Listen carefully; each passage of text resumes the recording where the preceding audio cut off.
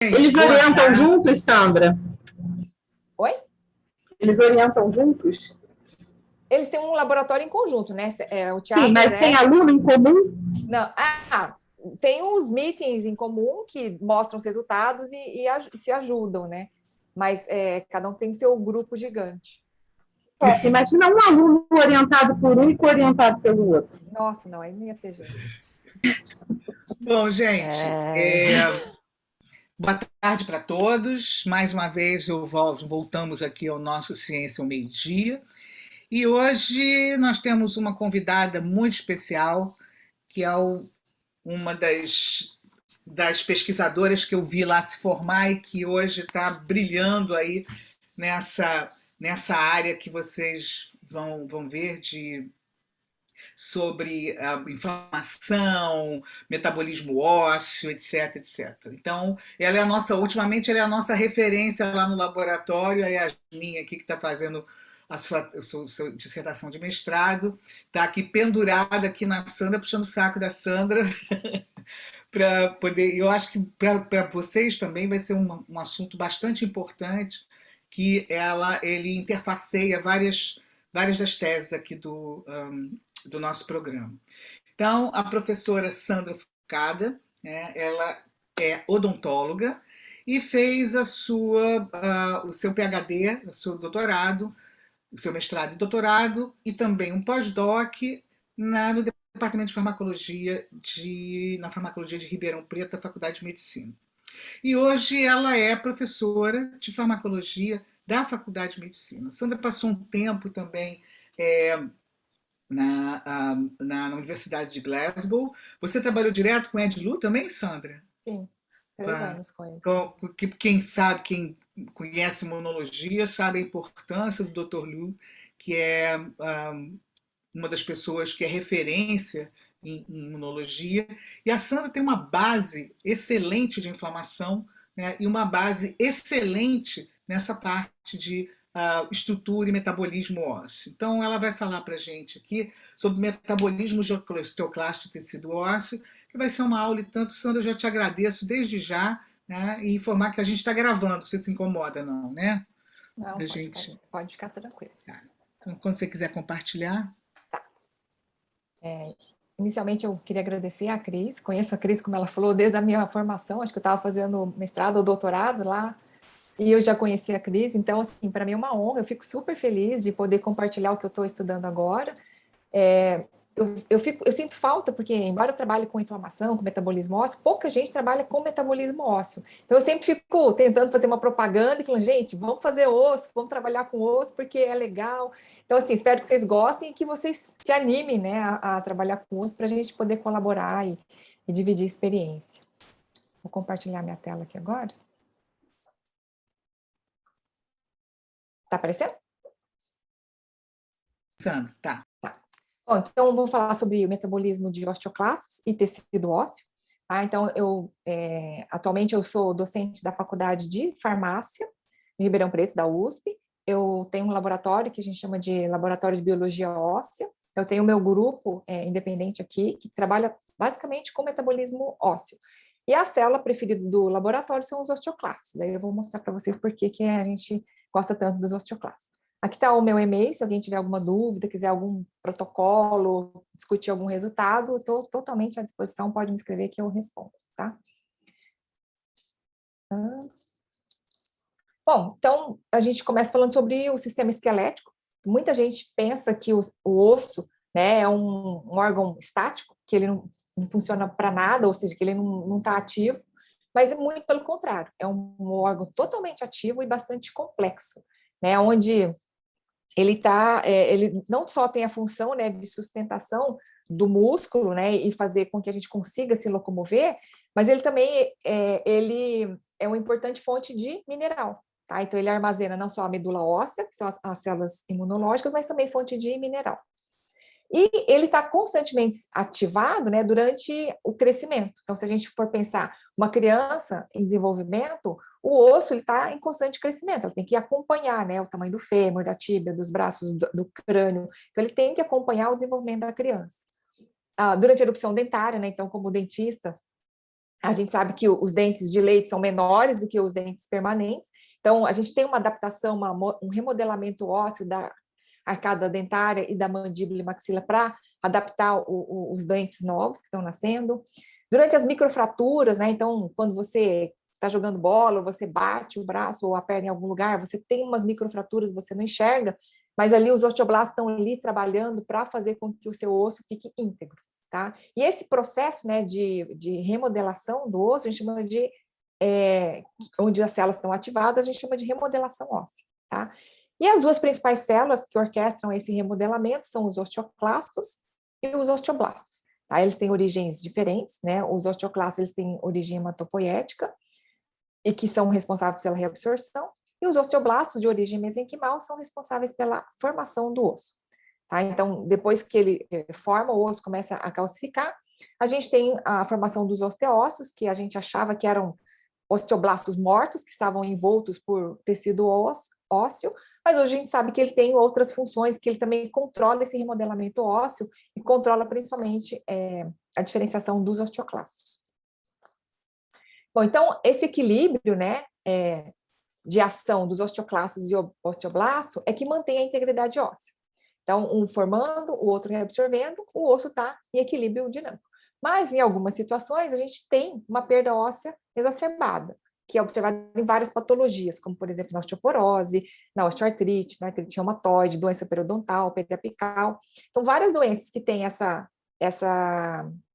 lise óssea, né, que a gente chama de osteolise, ela ocorre porque tem esse desequilíbrio entre a função, né, ou formação dos osteoclastos e dos osteoblastos, tá? E principalmente, né, na maioria das vezes, onde a gente tem uma maior função dos osteoclastos, por isso que a gente tenta estudar essas células. Então, os osteoclastos, eles são de origem hematopoética, e elas são ela é formada a partir da fusão de células mononucleares, tá? Então, os monócitos, depois que eles são ativados pelo RANKL, eles se fundem, formando essas células gigantes, que são os osteoclastos. Tá? Então, a partir do momento em que foi descoberto o MCCF e o RANKL ativando sobre as células mononucleares, formando os osteoclastos, isso foi uma revolução no entendimento do remodelamento ósseo, porque a gente conseguiu fazer, cultivar, né, diferenciar os osteoclastos in vitro. Tá? Então, antigamente, conseguia fazer os osteoclastos, mas fazendo cocultura, né, de osteoblastos ou células mesenquimais com células mononucleares, e aí diferenciava em osteoclastos. Mas aí você tinha uma mistura de várias células, então você não sabe, quando você mede o sobrenadante ou faz um extrato dessas células, você não sabe se você está pegando proteínas de osteoblastos que foram misturadas com osteoclastos, que foi utilizado para o desenvolvimento, né, dos osteoclastos, ou se era realmente dos osteoclastos, né? Então, hoje a gente consegue fazer uma cultura pura de osteoclastos a partir de células monocíticas, que são estimuladas com o RANKL e o MCSF. Então, a partir... a gente faz sempre coleta das células da medula, e depois de 4 dias a gente consegue ver as células multinucleadas, que são os osteoclastos. E com o decorrer do processo de diferenciação, nós conseguimos avaliar diferentes marcadores. Então, a gente consegue avaliar se você tem um processo antecipado ou um processo tardio de diferenciação. Então, a partir desses marcadores, né, de diferenciação, que a gente sabe mais ou menos em que fase, em que estágio de diferenciação que aquela célula está. Então, inicialmente, a gente tem só os receptores, né, os fatores e alguns fatores de transcrição das células monocíticas. Depois, a gente tem o fator de transcrição NF-κB e o NFAT-C1, que é o principal fator de transcrição relacionado com a produção de genes e proteínas envolvidas no processo de fusão celular e de função. Tá? Então, o DC-STAMP e essas VATPases são... O DC-STAMP é importante para a fusão das células, a VATPase é importante para atividade, né, ativação das enzimas responsáveis pela degradação, que são a catepsina, a MMP9, mas eu vou falar um pouco mais para frente.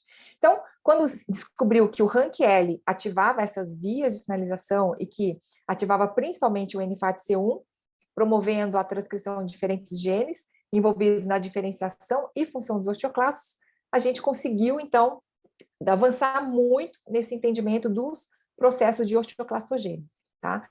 Esse RANKL, a gente usa um RANKL solúvel, né, para fazer a diferenciação in vitro, mas a gente sabe que esse RANKL é expresso por várias células, né, como linfócitos B, linfócitos TH17, células, os osteoblastos são as primeiras células que a gente achava que, a gente sabia, né, que expressavam o Rank-L, que controlava a diferenciação, células do ligamento periodontal, células do ligamento articular também. Então, várias células expressam o Rank-L, e aí ele controla o processo de diferenciação dos osteoclastos, porque ele vai ativar o receptor Rank e iniciar essa via de sinalização para fazer a diferenciação dos osteoclastos, tá? Então, aqui, esse vídeo a gente gravou no laboratório, aqui é uma cultura de células mononucleares, e aqui a gente pode ver que as células elas vão se fundindo e vão crescendo, né, formando os osteoclastos. Então, aqui a gente vê várias células mononucleares, e aqui ela vai expandindo o seu citoplasma e vai capturando outras células, formando as células gigantes, que são os osteoclastos. Tá? Então, a gente tem várias células mononucleares que vão fundindo e formando os osteoclastos, e várias células multinucleares que podem se fundir com outras multinucleares, formando células gigantes. Então, como a gente fala que o osteoclasto é uma célula gigante, por que a gente fala que é uma célula gigante? A gente pode acreditar que é uma célula gigante. Porque se a gente olhar aqui, ó, isso aqui é uma célula mononuclear, né? E aqui é um osteoclasto, ou seja, você pode fundir, a partir de 3 células, a gente já fala que é um osteoclasto, mas tem osteoclastos gigantes, que tem mais de 40 núcleos, que tem essa função de se locomover e reabsorver. Então, quanto maior o tamanho do osteoclasto, maior é a sua capacidade reabsortiva. Aqui a gente fez a cultura, né, depois de 4 dias, então nós coramos com o TRAP, então a gente evidencia claramente os osteoclastos, e aqui são as células mononucleares, né, que foi cultivado simplesmente com o MCSF durante 4 dias. E aí ela não cora com o TRAP, e a gente vê que ela continua sendo células mononucleares. Tá? E durante o processo de reabsorção, esses osteoclastos eles têm que ter uma alteração citoesquelética muito grande, porque o processo de reabsorção ele envolve não só a adesão da célula no osso, então ela tem que se locomover, chegar no osso, ela adere ao osso, ela forma essa zona de selamento, então ela faz como se fosse uma ventosa, ela fecha aquele microambiente, e nesse microambiente que é selado, né, ele nessa ruffle border, onde tem essa membrana que está em contato com o osso, começa a liberar prótons de hidrogênio e cloro para acidificar o ambiente ali, entre esse espaço, né, que fica entre o osso e a membrana do osteoclasto, e a partir desse momento, onde acidifica o meio, ele começa a liberar enzimas, como a catepsina, MMP9, que vai degradar o colágeno. Tá? Então, ele tem esse intenso tráfego de vesícula também, porque você tem não só a liberação da catepsina, que está armazenada nas vesículas, mas ele coleta o material degradado para ser excretado. Tá? Então, ele inicia com o processo de desmineralização, e depois, que é quando ele acidifica o ambiente, então ele desmineraliza, depois fica só as fibras colágenas, que é degradado por essas enzimas que são colagenolíticas. Tá? Então, ele faz esse processo de reabsorção. E aprofundando mais ainda, né, na função dos osteoclastos, hoje, a gente sabe que o osteoclasto, ele reabsorve o osso, ele é a célula que é responsável pela absorção do osso, mas ele pode reabsorver de 2 tipos diferentes. Então, ele pode, depois que ele diferencia, ele pode ficar lá, parado, não reabsorver. Ele pode ficar estático, parado no local e começar a reabsorver, formando furos ali, né, no osso. Ou ele pode ser móvel e reabsorver. Então, ele vai reabsorvendo e vai se movendo. Ele vai reabsorvendo e vai se movendo. Tá? Então, a característica, né, de reabsorção é um objeto de estudo desse grupo, né, lá da Dinamarca, que é o professor Kent Soe e o professor Delacé, que começou, né, a entender, né, eles perceberam que o osteoclasto ele reabsorve, mas ele não reabsorve de uma única forma. Eles começaram a ver que ele tinha tipos de reabsorção. Tá? Então, para a gente entender um pouco mais sobre essa reabsorção, a gente sabe hoje que ele pode... aliás, aqui ele é o estático, né? E reabsorve, então ele para no local e começa a reabsorver, formando esses furos aqui, ó, que a gente chama de pitch mold, que é reabsorção em forma de fosso. Tá? E a gente tem também E nesse caso, ele faz principalmente a desmineralização. Quando ele está se movendo, né, então ele está reabsorvendo e se movendo, ele faz esse tipo de reabsorção aqui, ó, que a gente chama de trench mode, tá? Então, a gente tem, o osteoclasto ele pode fazer a reabsorção do tipo pitch ou do tipo trench, que é em forma de trincheira, que ele vai se movendo e reabsorvendo. Então, e nesse caso de trench mode, ele promove principalmente a degradação de colágeno. Tá? Então, esse grupo, né, ele conseguiu caracterizar o tipo de reabsorção. Na reabsorção do tipo mode, ele reabsorve sem se movimentar, então ele fica paradinho ali e reabsorve, então ele faz fossos bem fundos, enquanto que no trench mode ele se reabsorve e anda ao mesmo tempo. Então, no tipo pitch, ele reabsorve principalmente na forma perpendicular, enquanto no trench ele vai andando paralelamente ao osso. O tipo pitch, a reabsorção é com duração bem curta, tá? E o trench é uma duração mais longa, né? Que pode ser por dias. E o movimento dos osteoclastos é bastante rápido, tá? Então, ele conseguiu caracterizar esses dois tipos de reabsorção, do tipo pitch e do tipo trench. Então, aqui a gente vê de novo que os osteoclastos, ele promove essa zona de selamento, né? E libera essas enzimas para reabsorver. E como são umas células gigantes e precisa dessa reorganização do citoesqueleto, liberar várias enzimas, recolher o que ele degradou, a gente sabe hoje que essas células, ela utiliza uma grande quantidade de energia. Ela precisa de energia não só para o processo de diferenciação, mas para o processo de reabsorção, tá? Então, ela tem uma necessidade metabólica diferente, né? Tem vários grupos agora que estão tentando entender qual que é a origem, né, dessa energia que ele utiliza para fazer, não só o processo de diferenciação, mas fazer essa reabsorção, e se esse fornecimento de energia interfere no tipo de reabsorção, tá? A gente sabe que o paciente diabético, ele tem uma grande quantidade de glucose no sangue, e que o paciente diabético do tipo 1, ele tem uma fragilidade óssea maior. Alguns pacientes, eles desenvolvem até a osteoporose, tá? E como os osteoclastos são os responsáveis por esse processo de reabsorção, a gente iniciou o estudo perguntando, será que essa glicose interfere, né, na diferenciação de osteoclasto? Tá?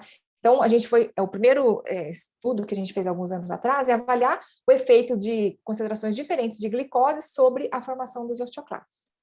Então, como eu falei anteriormente, nós utilizamos a medula óssea do camundongo para extrair as células, cultivamos inicialmente com MCSF para selecionar as células hematopoéticas, então a gente elimina as células que não aderiram e utilizamos só as células que aderiram, replaqueamos elas e estimulamos com Rank-L. Tá? E aí a gente avalia, depois de 3 dias, os marcadores de diferenciação, a própria diferenciação, o processo de reabsorção do osso. Então, aqui no primeiro experimento, nós avaliamos o efeito de diferentes concentrações de glicose sobre o processo de diferenciação. Então, nós contamos o número de osteoclastos e vimos que quanto mais glicose a gente tem, mais a gente diferencia, tá? E para a gente ter certeza, né, que a glicose era importante para o processo de diferenciação, nós utilizamos o inibidor de GLUT1, que é o transportador de glicose, né? Então, cultivamos as células hematopoéticas com MCSF e Rank-L e diferentes concentrações de STF, que é o inibidor de GLUT1. E a gente viu que, aumentando a concentração de STF, ou seja, inibindo a entrada de glicose na célula, você tem uma menor diferenciação de osteoclasto. Então, tudo isso para mostrar que a glicose, né, de alguma forma, ela é importante para o processo de diferenciação, tá? E essa glicose, todo mundo em algum momento da vida já viu, né, a via glicolítica, né, a glicose ela é convertida em glucose 6-fosfato, frutose 6-fosfato, né, formando piruvato, que pode ser utilizado pelo ciclo de Krebs, né, para a produção de mais energia. Mas no nosso caso, nós estudamos uma via alternativa, né, da via glicolítica, que é a via da hexosamina, que é a via biosintética da hexosamina. Então, ele é um braço, né, da via glicolítica, onde 2% da glicose que entra dentro da célula, ela é convertida, né, ela passa por essa via HBP, que é a via das hexosaminas. Tá? Então, vários trabalhos já têm estudado, né, o papel da via glicolítica no processo de diferenciação, e nós resolvemos estudar essa via alternativa, né, que é a via biosintética das exosaminas. Então, o que acontece? A glucose 6-fosfato, ela sofre ação da GFAT, juntamente com a glutamina, para formar a glucosamina 6-fosfato. Tá? Então, essa glucosamina 6-fosfato é o precursor, né, da via HBP. Então, ela é convertida em UDP-gluconac, e esse UDP-gluconac, ele é incorporado na proteína por essa enzima que é a OGT, né, que é uma transferase que transfere essa UDP-gluconac na proteína, fazendo essa gliconacilação. Tá? Então, essa gliconacilação é como se fosse uma fosforilação. Ela tem uma enzima que gluconacila e uma enzima que desgliconacila. Né? Então, é diferente da gliconacilação porque na fosforilação, porque a fosforilação tem várias proteínas quinases e fosfatase que pode colocar ou tirar um fósforo, mas nesse caso, a gente tem uma enzima, que é a OGT, que gluconacila, e uma OGA, uma enzima OGA, que desgliconacila. Tá? Então, quando ele incorpora esse gluconac nesse resíduo de serina e trionina da proteína, ela modifica essa proteína. Tá? Então, essa gluconacilação é uma modificação pós-translacional que promove essa adição desse resíduo, dessa gluconac, no resíduo de serina e trionina, modificando, então, a transcrição, pode modificar fatores de transcrição, modificar a própria proteína, modificar a estabilidade da célula, estimula a diferenciação e função de diversas células. Então, como esse processo é um processo que é sensível ao nutriente, porque quanto mais glicose entra na célula, 2% vai para essa via e vai alterar a via HBP. Tá? Então, é uma via que é ativada dependente do nutriente, ou é um sensor de nutriente, né, porque ela depende de quanto de glicose que entra na célula. Isso vai determinar a função e o destino, né, de várias células, porque ela interfere nas proteínas. Então, hoje a gente sabe que a gliconacilação ela está relacionada com vários processos fisiológicos, né, metabolismo celular, crescimento, até na manutenção de células imunológicas, mas também ela está relacionada com várias patologias, como, por exemplo, no Alzheimer, doenças cardiovasculares, algumas síndromes metabólicas, no câncer. Então, tem vários trabalhos estudando a via de gliconacilação sobre diferentes fatores de transcrição ou diferenciação de várias células em diversas patologias. Tá? No nosso caso, nós avaliamos o efeito dessa via HBP sobre a diferenciação de osteoclasto, que levaria, então, ao processo de osteoporose. Tá? Então, a gente vai avaliar o papel da gliconacilação sobre a diferenciação do osteoclasto, consequentemente, no destino, né, do osso. Tá? Então, essa é a nossa intenção. Então, esse trabalho foi desenvolvido, iniciou, né, com o Erivan, que ele foi meu pós-doc, e hoje ele está nos Estados Unidos, e depois ele teve continuidade da doutoranda, Thaís, que terminou o trabalho e que agora a gente mandou para a publicação. Tá? Então, inicialmente, a gente foi avaliar se realmente essa via HBP ela tinha efeito sobre a diferenciação dos osteoclastos. Então, como a gente falou, a glutamina e o GFAT são fatores determinantes para levar, né, a frutose 6-fosfato para via da exosamina. Então, inicialmente a gente cultivou as células no meio sem a glutamina, então nós não oferecemos a glutamina para as células para ver se essa glutamina era importante para o processo de diferenciação. E a gente viu que ele não diferencia, né? Ou seja, diferencia muito menos quando o meio está na ausência de glutamina. Inibimos ainda essa enzima, né, a GFAT, com a azacerina. Então, doses crescentes de azacerina, ou seja, inibindo essa enzima que vai formar essa glucosamina 6-fosfato, a gente também vê uma redução no processo de diferenciação. Então, tudo indicava que essa via da exosamina era importante para o processo de diferenciação dos osteoclastos, porque a gente inibiu essas duas estágios iniciais, né, da ativação da via da exosamina, da via glicolítica para a via da exosamina, e a gente viu que inibia a diferenciação. Então, a gente foi avaliar, então, qual que era o real papel da gliconacilação sobre a resposta de diferenciação e se isso interferiria na remodelação óssea. Então, o primeiro experimento foi realmente estudar se a gente tinha proteínas gliconaciladas durante o processo de diferenciação. E a gente viu que quando a gente pegava as células mononucleares e adicionava o Rank-L, a gente via uma grande quantidade de proteínas gliconaciladas. Tá? Então, esse aqui é um blot de gliconacilação. Então, pega todas as proteínas que são gliconaciladas. Eu não sei qual proteína que é, mas eu sei que quando eu estimulo, né, com o Rank-L, a partir do primeiro dia eu já tenho várias proteínas gliconaciladas. Tá? A gente avaliou também a expressão da enzima OGT e OGA. Só lembramos que a OGT é a enzima que glicosila e a OGA é a que desglicosila, né? Então, nós vimos que a partir do momento que eu estimulei com o Rank-L, as células mononucleares ela começa a expressar a OGT e a OGA ela vai sendo inibida, né? O RNA de OGA vai sendo reduzido a partir do momento que ela vai sendo diferenciada. Isso foi acompanhado pelo Western blot, a gente tem uma alta expressão de OGT durante todo o processo de diferenciação dos osteoclastos, enquanto a OGA ela tem uma alta expressão no começo e ela vai sendo reduzida com o passar do processo de diferenciação. Então, tudo indica que, para a gente ter o processo de diferenciação, a gente precisa dessa OGT, ou seja, precisa de proteínas gliconaciladas, que ela é obtida não só pela ativação da OGT, e pela inibição da OGA. Então, a gente não só aumenta a gliconacilação, mas a gente bloqueia o processo de desgliconacilação, tá? E aí, o que a gente foi? Brincar, então, né, farmacologia, a gente foi brincar com esse processo de OGT e OGA. Então, quando a gente bloqueou essa enzima, a OGT, então a gente testou 3 inibidores de OGT, que são precursores, falsos precursores, né, da enzima, e a gente viu que, então, inicialmente ela está ativa, porque ela está bloqueando o processo de gliconacilação, e a gente viu que ela tem um efeito sobre o processo de diferenciação.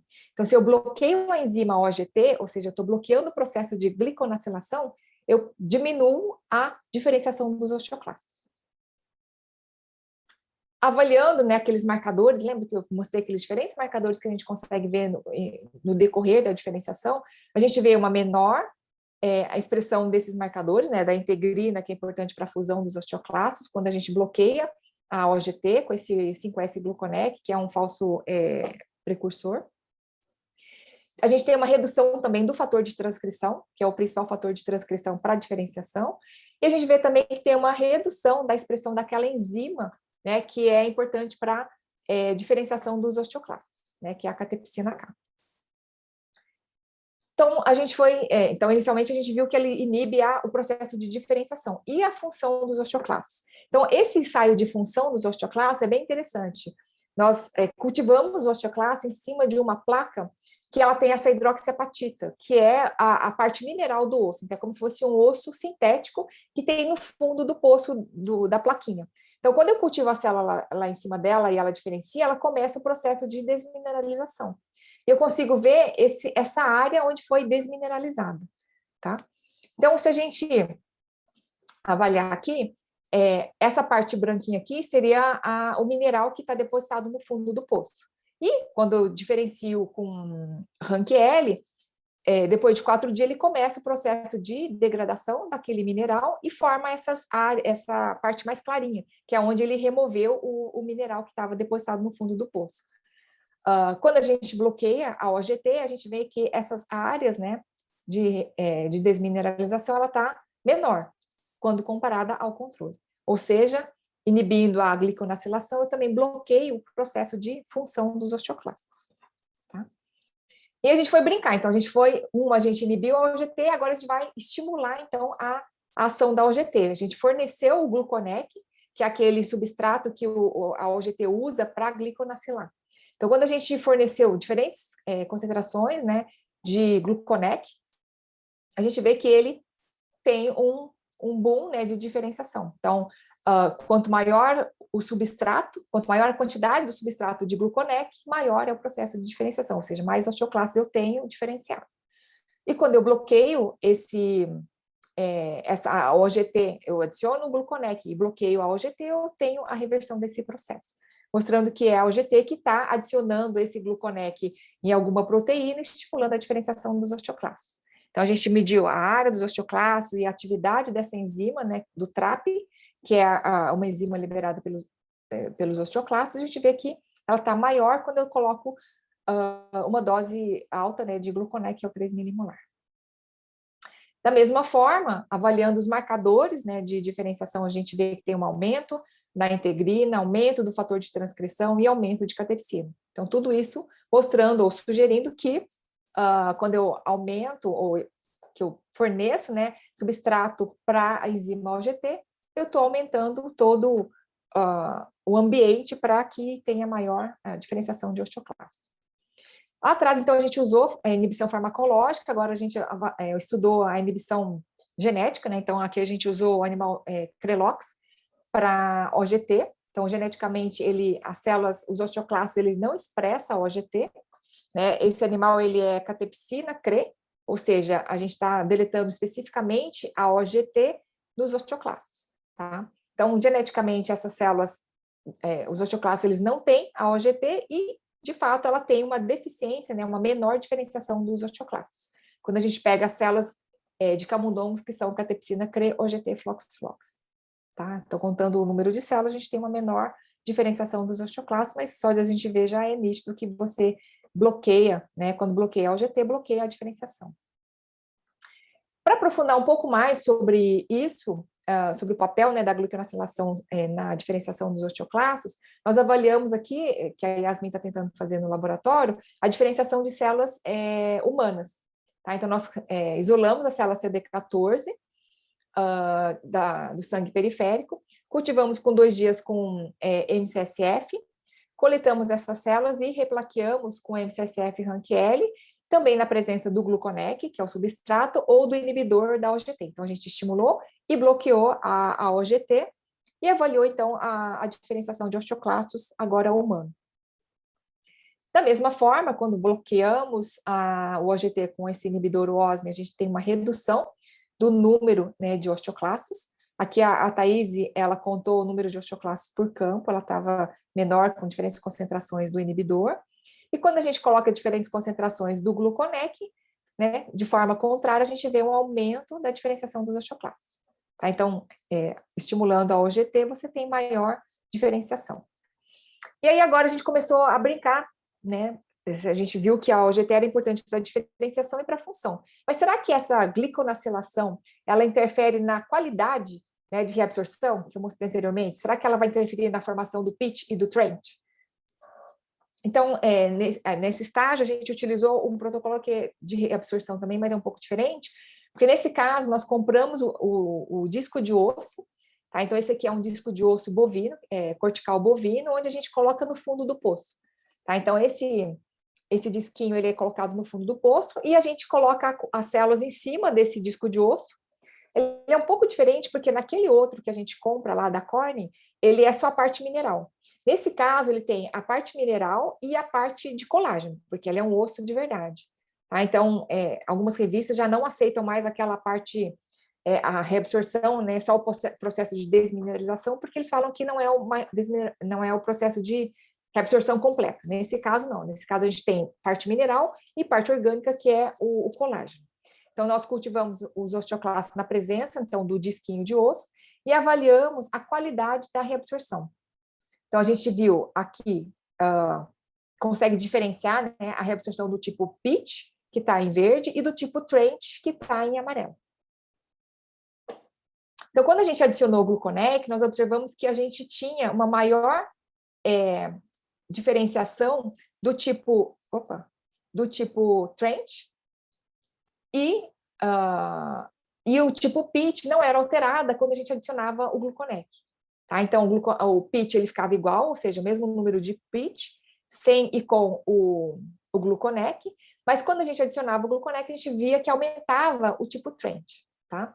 Por outro lado, quando a gente bloqueava a OGT, a gente viu que não tinha alteração do tipo pitch, mas que a gente diminuía o número de reabsorções do tipo trench. Então, parece que a gliconacilação é importante para ativar a reabsorção do tipo trench.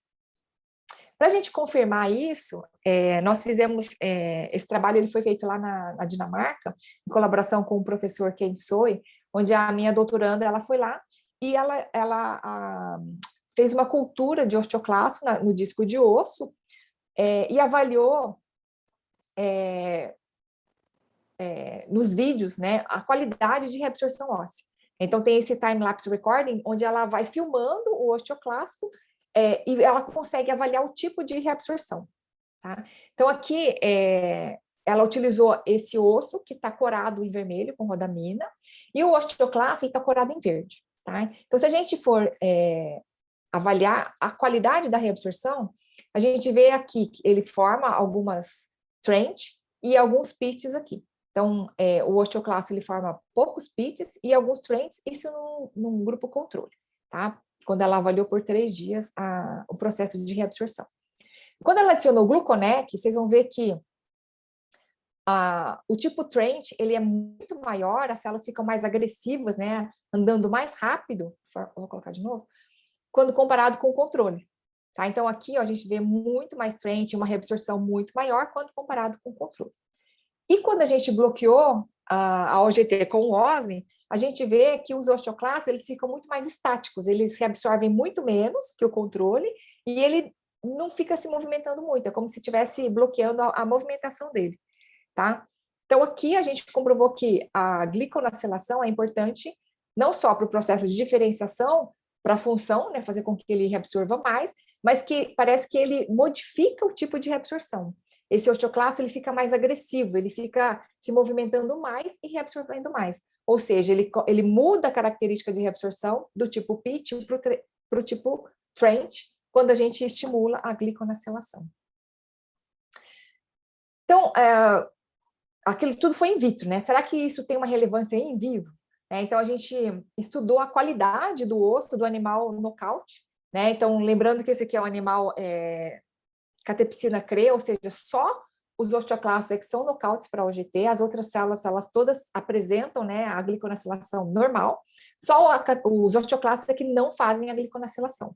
E a gente viu que quando a gente avaliou a qualidade do osso por tomografia computadorizada, a gente viu que o animal que ele era nocaute para OGT, ele tinha o número de trabécula, a densidade de trabécula dele estava maior quando comparado com o controle. É como se ele tivesse um tipo de osteopetrose, mas não é uma osteopetrose grave, né? Aqui ele tem uma maior número, né, de trabécula, maior espessura de trabécula, maior número de osso cortical, né, ou espessura do osso cortical, e menor quantidade de poros na cortical. Então, são parâmetros que a gente consegue avaliar por essa análise microtomográfica da qualidade do osso. Então, a gente vê não só o osso trabecular, mas também o osso cortical. E parece que a gliconacilação interfere nos dois, né, na qualidade do osso trabecular e do osso cortical. Como a Thaís ela é dentista, né, então a gente foi avaliar se essa ausência, né, de gliconacilação ia interferir no processo de reabsorção induzida por um processo infeccioso e inflamatório. Tá? Então, esse é um modelo de doença periapical, onde ela pegou o camundongo, fez como se fosse uma cárie, né, no dente do camundongo, abriu o dentinho dele, expôs a boca o dente, né, a bactéria da cavidade oral, e nós avaliamos essa região aqui do ápice do dente do camundongo.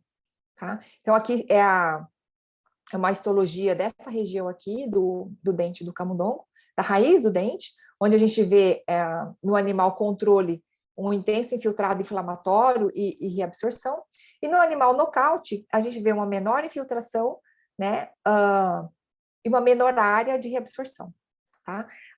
Quando comparado com o controle. E quando a gente foi avaliar os osteoclastos em si, a gente viu que no animal nocaute a gente tinha um menor número, né, porque ela quantificou o número de osteoclastos, quando comparado com o grupo controle. Então, mostrando que não só fisiologicamente, mas também patologicamente, a gliconacilação ela interfere nesse processo de diferenciação dos osteoclastos e que tem um efeito biológico, né, controlando, né, então a ausência da gliconacilação parece que controla um pouco a diferenciação de osteoclasto e a formação, né, dessa reabsorção óssea nesse modelo de lesão periapical e fisiologicamente lá no modelo de avaliação da qualidade do osso do fêmur e da tíbia. Era isso que eu tinha para mostrar para vocês. Então, esse trabalho foi desenvolvido principalmente pelo Erivan, né, que é o pós-doc na época, a Thaís, que é a aluna de doutorado, que está terminando agora. Teve alguns outros alunos que colaboraram, e sempre com a colaboração do professor Fernando Cunha e do José Carlos, da Faculdade de Medicina, suporte financeiro e meu apoio técnico. Se alguém tiver alguma dúvida, esse é meu e-mail, pode escrever que eu estou aberto a questionamentos e a dúvidas e protocolos que vocês quiserem perguntar, eu estou aberta. Obrigada. Obrigada a você, Sandrinha. Foi uma aula e tanto. Muito obrigada, foi excelente. E eu tenho minhas dúvidas aqui, mas eu vou deixar aberto aí o pessoal, quem quiser fazer perguntas. Aí já estão elogiando você. Yasmin, por favor. Oi. Se alguém quiser, coloca no chat aqui ou abre o microfone, tá? Olá, professora. Parabéns Olá. pela palestra, foi muito boa. Eu tenho uma dúvida sobre essa questão da modificação do perfil de reabsorção do osteoclasto. Você viu no seu dado que a gluconasilação aumenta o perfil mais agressivo de reabsorção, né? Aí, pensando na obesidade, os produtos do tecido adiposo obeso, tipo leptina, citocinas pró-inflamatórias, elas também podem fazer essa modulação aumentando esse perfil agressivo de reabsorção? Assim, é questão de testar, mas eu imagino que sim. Eu acho que ela pode. Eu tenho um trabalho publicado, não sei se você já viu, de quemerina, que também é uma adipocina liberada pelo adipócito, acho que foi em 2017, na JBMR, é uma adipocina que a gente mostrou que ela realmente interfere na reabsorção do osteoclasto. A gente tinha ficado uma aluna de estudar o papel da quemerina sobre a diferenciação, mas a gente nunca foi a fundo nisso, porque ela passou num concurso, foi embora e me largou. Mas eu acredito que sim, eu acredito que pode ser, porque o processo de osteoporose, né, de perda óssea, é uma consequência da agressividade do osteoclasto. Não só de diferenciação, mas também da reabsorção.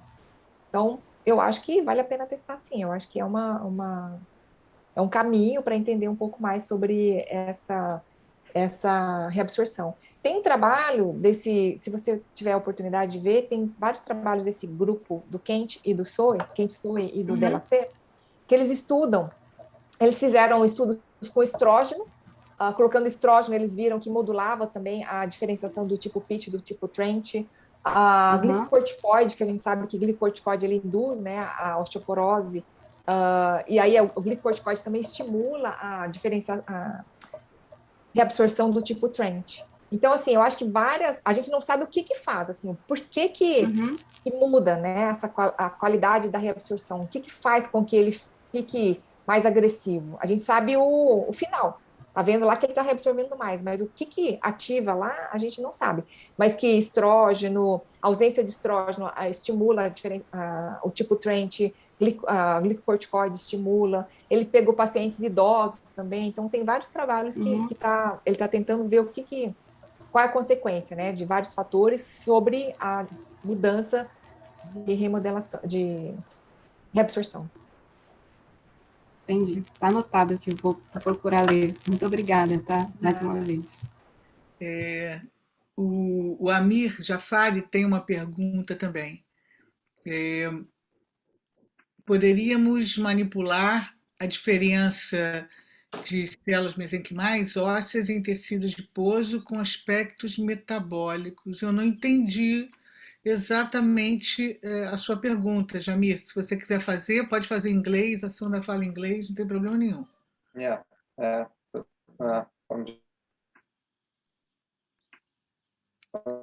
Pode falar. Eu acho que você está sem som, Jamir.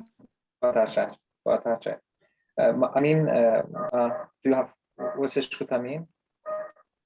Então, Está agora cortando bastante, mas...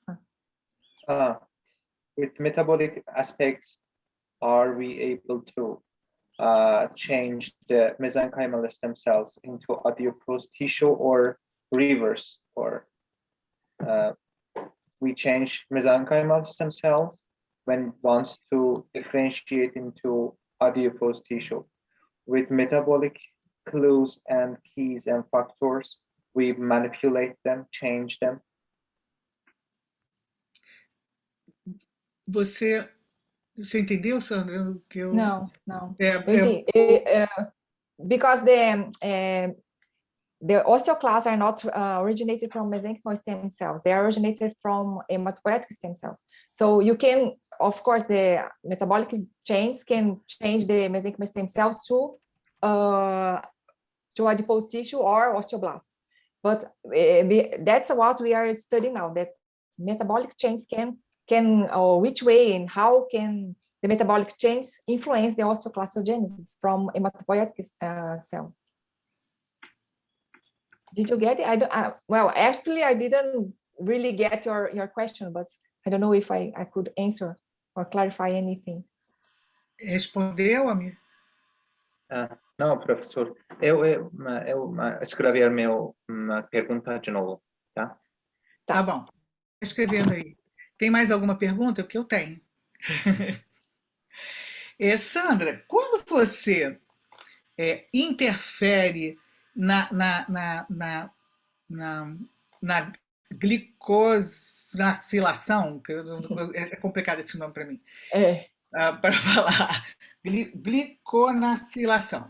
Gliconacilação, ou seja, se você tem uma disponibilidade maior daquele desvio de síntese lá para gliconacilação, você também pode interferir em todas aquelas proteínas e aqueles marcadores que você tem durante a diferenciação do osteoblasto.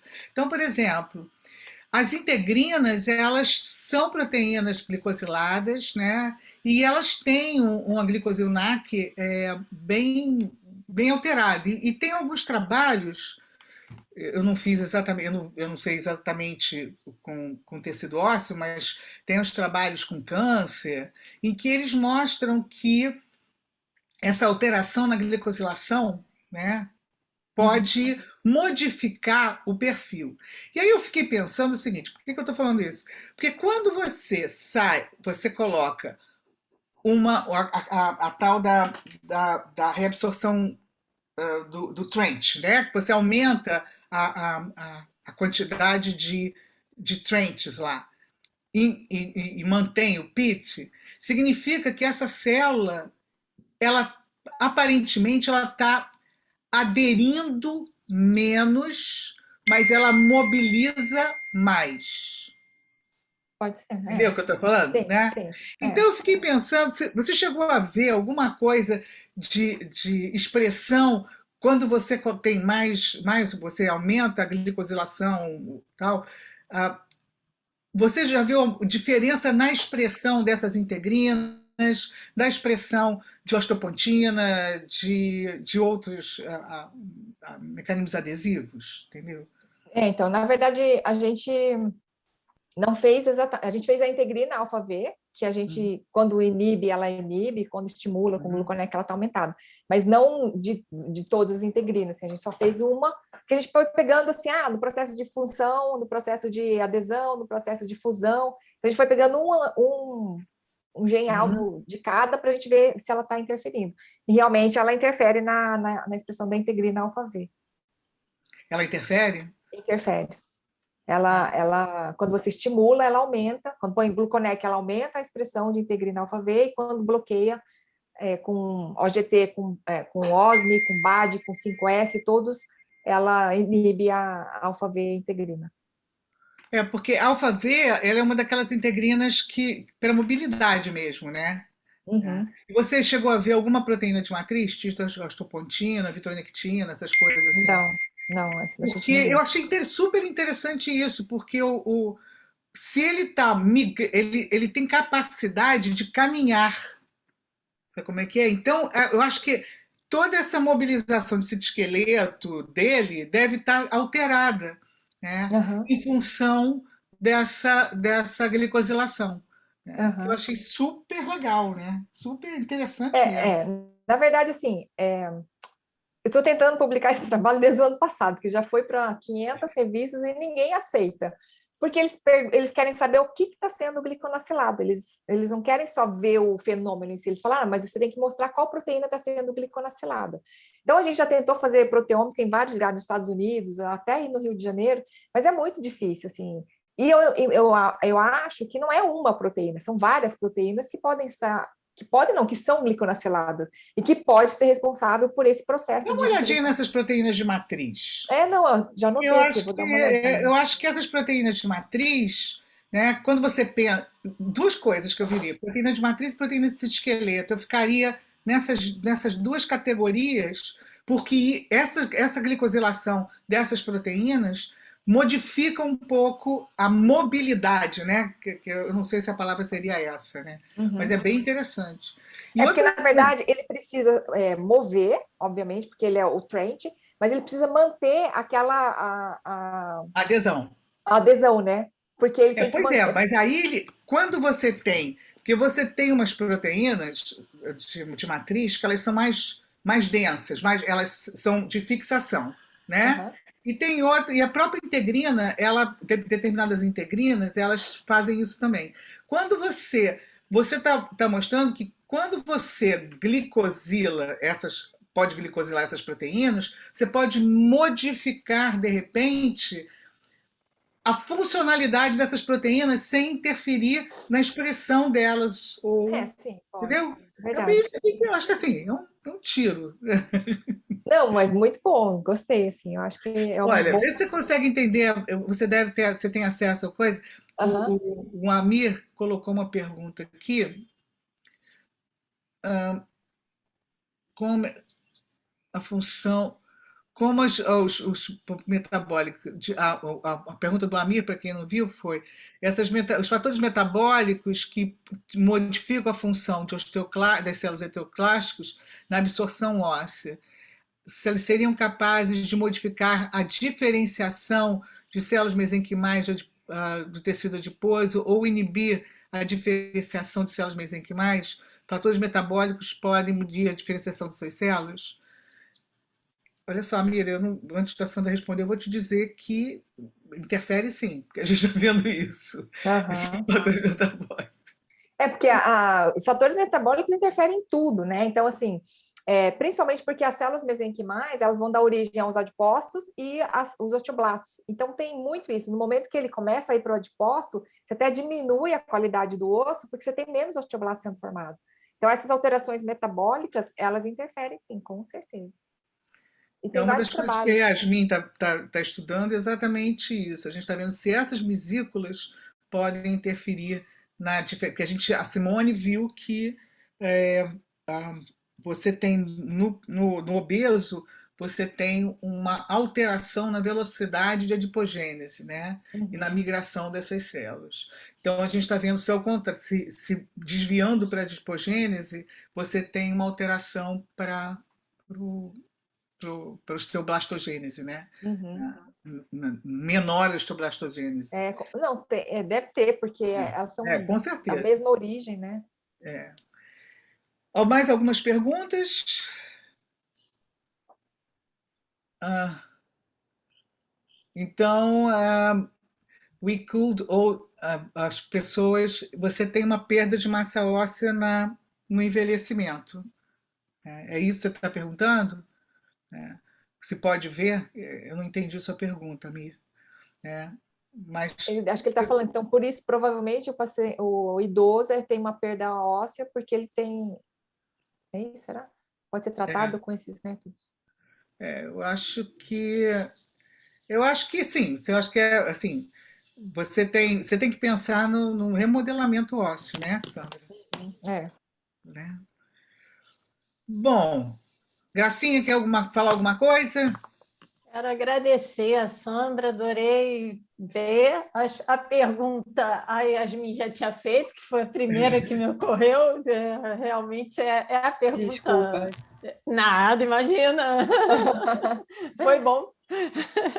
Deixa eu te perguntar só uma coisa, Sandra. Essa concentração de glicose de 5,5 no meio, você tirou da onde?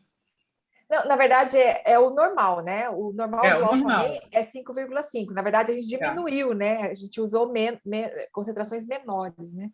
É que Eu ali, pensei que como você está fosse usar para maior, por isso que eu ia te perguntar, porque quando eu queria não. lá, eu colocava 16,7, isso na ilhota pancreática, óbvio, né? E aí a 16,7 daria o pico de glicose normal ali. Quer dizer, o pico de glicose normal não, o pico de glicose após a alimentação. Né? Você não chegou a Ali fazer. do jeito que foi graficado, parece que é o contrário, parece que está aumentando, mas na verdade ela está tirando a glicose. A gente pegou o meio zero glicose, que não diferencia, que a célula morre, e foi colocando aos poucos até chegar no normal. Se você aumenta muito a glicose, também ela não diferencia, ela morre. Então, assim, mas assim, a glicose é importante, isso a gente não tem dúvida que quando você começa a diminuir os níveis de glicose, ela diferencia menos. E se você aumenta muito, vai aumentando, ela diferencia mais até um ponto que depois ela começa a morrer, ela não diferencia. Ah, tá. Beleza. Sandra, olha só, o pessoal não tem dúvida que eles são muito tímidos, mas Tô vendo. obrigada pela aula, foi excelente. Eu que Assim, eu agradeço. aprendi muito, né? A Yasmin está aqui de olhinho brilhando, que obviamente vai perturbar você, e a gente combina lá o que nós conversamos Sim, sobre a com ida dela. certeza. A Thaís, ela é ótima, ela ficou um tempo na Dinamarca, a gente está tentando montar uns vídeos aqui para gravar o osteoclássico, né, para acompanhar ele mais de perto, e quando você precisar, pode... talvez melhor marcar, né, reunião ao vivo assim, no chat, né, do que ficar escrevendo por e-mail, porque acaba que as perguntas não saem Com todas, certeza. né? Mas aí a gente Vamos pode marcar um sim. dia.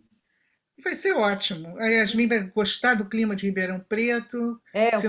Se não tiver nuvem de poeira, então vai ser melhor ainda.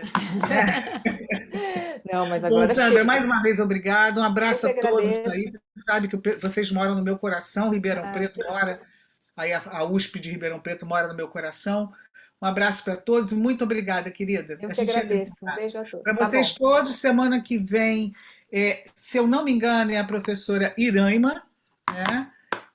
Da Faculdade de Farmácia da UFRJ. E, Sandrinha, você vai receber semanalmente as nossas... o chat, o link é sempre o mesmo, e a gente semanalmente tem uma palestra com algum cientista importante, que nem você. Algumas vantagens, né, dessa pandemia, né? Uma grande vantagem. Uma das poucas, né? Mas ainda assim. Tá bem, então. Obrigada, pessoal. Obrigada a vocês todos. Tchau, Sandra. Obrigada. Tchau, obrigada, Graça. Beijo.